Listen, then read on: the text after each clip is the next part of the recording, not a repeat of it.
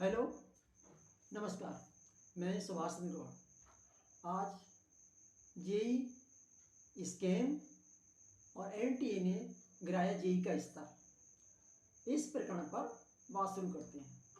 सबसे बड़ा आज ये प्रश्न है, क्या CBSE board, CBSE central board of secondary education, जो सेंट्रल बोर्ड है वो सेंट्रल बोर्ड ही जेई मेंस की परीक्षा कराया करता था।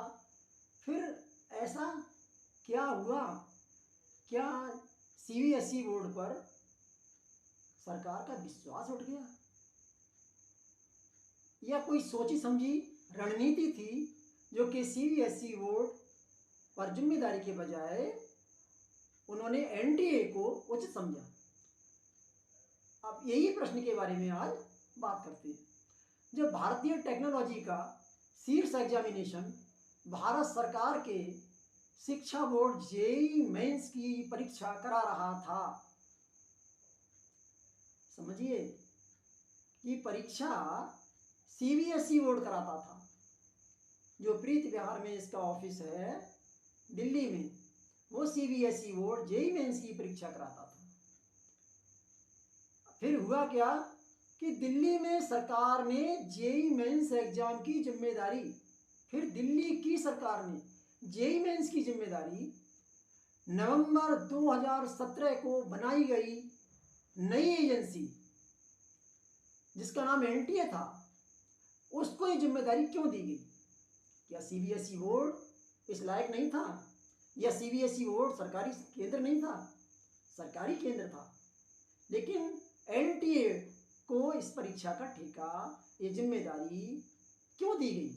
सबसे बड़ी बात यह है, जब सभी स्टूडेंट एनटीए से एग्जाम कराने को नाराज थे कि एनटीए द्वारा जो परीक्षा कराई जा रही है उसमें दोष अधिक निकल रहे हैं, फिर भारत सरकार ने इस एजेंसी को अर्थात एनटीए को क्यों बनाया?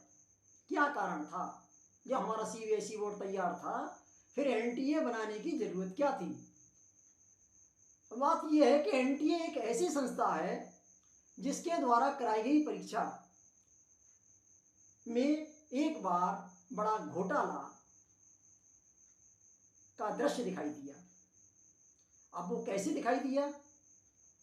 जब जाहिर है सभी को पता है, मैं आज उसके लिए इसलिए दोहरा रहा हूं जिससे कि एनटीए के जो लोग पीड़ित हैं, परेशान हैं, जो शिकायत करते हैं, वो इस एनटीए रूपी एजेंसी से हटाकर जिम्मेदारी सीबीएसई बोर्ड को दिलवाने की चेष्टा करें, क्योंकि सीबीएसई बोर्ड गवर्नमेंट की वो संस्था है जो जेई मेंस की परीक्षा हमेशा कराती थी और उसकी तरफ से कोई ऐसी खास शिकायत स्टूडेंट को नहीं आई।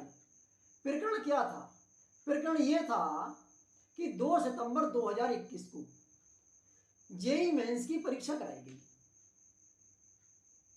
समझ रहे हैं आप? 2 सितंबर 2021 को जेई मेंस की परीक्षा कराई गई, एग्जाम कराया गया। सोनीपत इसका जब इसका परीक्षा करा दी गई तो बाद में यह पकड़ा गया कि इसमें घोटाला हुआ।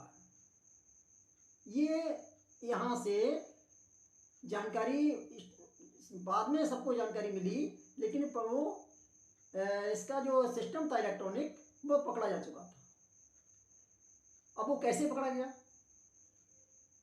सोनीपत में इसका सेंटर बनाया था, एक एजेंसी थी, उसका नाम था एफिनिटी एजुकेशन। एफिनिटी एजुकेशन ने, उन्हीं के ऊपर ये दोष लगाया गया है, आरोप लगाया गया कि एफिनिटी एजुकेशन ने, इसका नाम था, फुल नेम था एफिनिटी एजुकेशन प्राइवेट लिमिटेड, कि इन्होंने ही इस घोटाले को अंजाम दिया है। लेकिन प्रश्न इस बात का है, यदि इन्होंने अंजाम दिया तो एनटीए जब जिम्मेदार था परीक्षा कराने का, तो एफिनिटी एजुकेशन प्राइवेट लिमिटेड के तार कैसे मिले? उन्होंने किस आधार पर इतने बड़े घोटाला करके देश को शर्मसार किया। जेईई मेंस एक वो परीक्षा है जो भारतवर्ष के शीर्ष स्तर के वैज्ञानिकों को, शीर्ष स्तर के इंजीनियर्स को एक ऐसा समूह तैयार करती है, ऐसा स्टूडेंटों को निकाल के पास करती है जो बहुत अच्छी गुणवत्ता वाले होते हैं, जिन पर विदेशों को भी नाज होता है। हिंदुस्तान तो हिंदुस्तान रहा, लेकिन उसमें घोटाले की बात आई तो क्यों आई, सबसे बड़ी दिक्कत की बात थी। तो ये पाया गया कि ये गिरोह था जिसने कि 15-15 लाख रुपया, 12 से 15 लाख रुपए लेकर ये ढांस बनाया और उन कुछ लोगों को पटाया कि तुम 12 से 15 लाख रुपए दो, जेईई मेंस में तुम्हारा हम एडमिशन करवा देंगे। जब ये बात पता लगी, सीबीआई ने इसमें छापे डाले, और सीबीआई ने जब छापे डाले तो 20 जगह छापे पड़े थे। छापे कहाँ कहाँ पड़े थे? छापा हमारी दिल्ली एनसीआर, महाराष्ट्र के पुणे में, झारखंड के जमशेदपुर में आदि स्थानों पर छापे मारे गए। लगभग 20 जगह छापे मारे सीबीआई ने। इसमें उन्होंने इस एफिनिटी एजुकेशन प्राइवेट लिमिटेड के 2 डायरेक्टर, क्या नाम था उनका?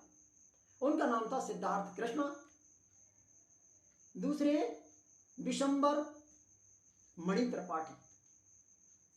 ये दोनों डायरेक्टर को अरेस्ट किया।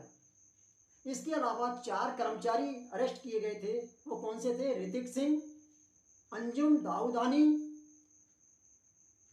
निमेश कुमार, अजिंक्य नरहरि पाटिल। ये 2 डायरेक्टर के साथ में 4 कर्मचारी भी थे। इसके अलावा एक निजी व्यक्ति था जिसका नाम था रंजीत सिंह ठाकुर, इसको भी सीबीआई ने गिरफ्तार किया था। अब ये बताइए, इतने लोगों को जब गिरफ्तार किया, 7 लोग हो गए, ये 2 डायरेक्टर, 4 कर्मचारी और एक निजी पर्सनल, तो 4, 2, 6, 7 व्यक्तियों को सीबीआई ने गिरफ्तार किया था, अरेस्ट किया था। जब सभी लोग इस बात से परेशान थे कि एनटीए को जिम्मेदारी परीक्षा की ना दी जाए, फिर एनटीए को किस आधार पर बनाया गया और सीबीएसई बोर्ड से हटाकर उसको जिम्मेदारी दी गई। एफिनिटी एजुकेशन प्राइवेट लिमिटेड करती क्या है, कैसी एजेंसी है? ये टॉप की कंसल्टेंट एजेंसी है।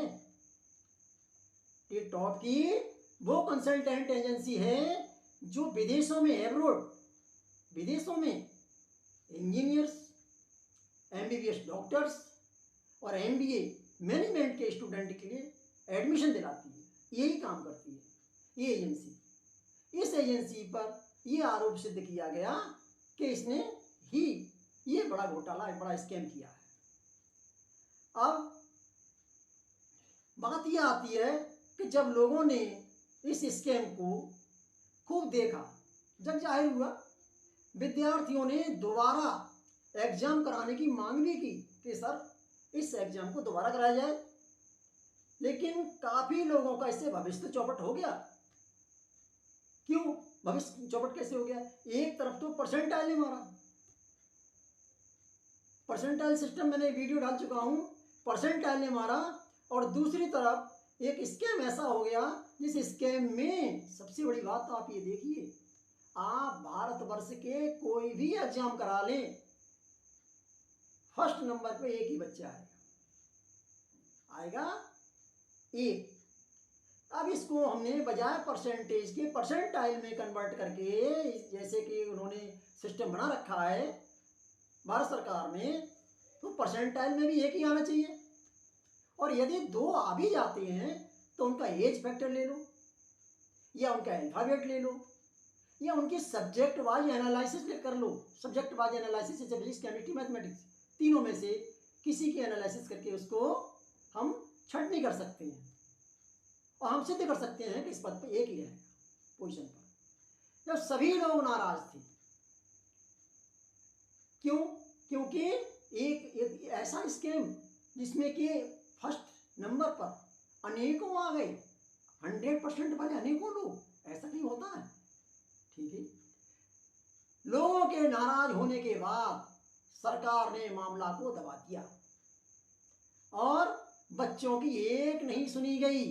सरकार ने आज तक सीबीआई द्वारा अरेस्ट करे गए लोगों पर किसी कार्रवाई की जानकारी भी नहीं दी और बच्चों का परीक्षा से विश्वास उठा कि मेरे देश की सरकार हमारे जिस एग्जामिनेशन को करा रही है, कंडक्ट करवा रही है, और कंडक्ट कराने के बाद हमें विश्वास नहीं दिला पा रही है, तो हमारा क्या होगा। भारत सरकार ने दोबारा, और इसके आगे देखिए, 2021 के स्कैम के बाद, नाराजी के बाद, सब कुछ होने के बाद भारत सरकार ने दोबारा 2022 की परीक्षा एनटीए से कराई और अनेक लोगों की शिकायतें फिर सामने आई।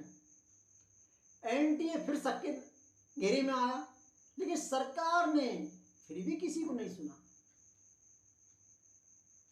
अगर कोई गलती हो रही है, हो जाने दो। स्कैम हो रहा है, हो जाने दो।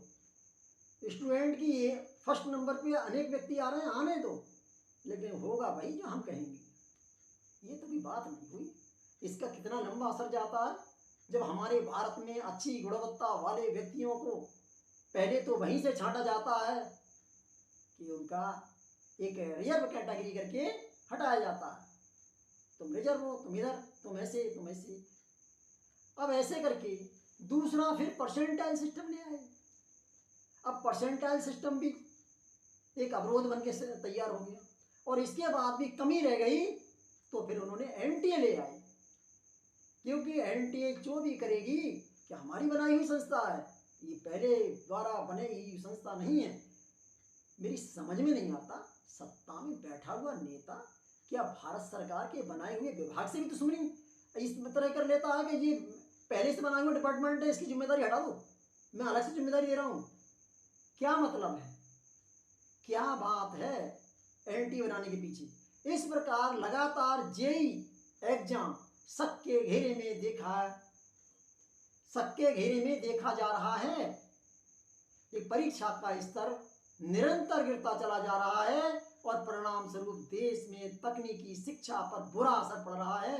ऐसी स्थिति में हम सभी लोगों का दायित्व, सारी नौजवान, जो भी हमारा यूथ है, हमारे समाज के लोग हैं, ऐसी स्थिति में हम सभी लोगों का दायित्व है कि पत्राचार के माध्यम से इस सोई हुई सरकार को जगाएं और जेईई मेंस के एग्जाम का स्तर ठीक से बनाए रखें। यही मेरा प्रयास है। ठीक।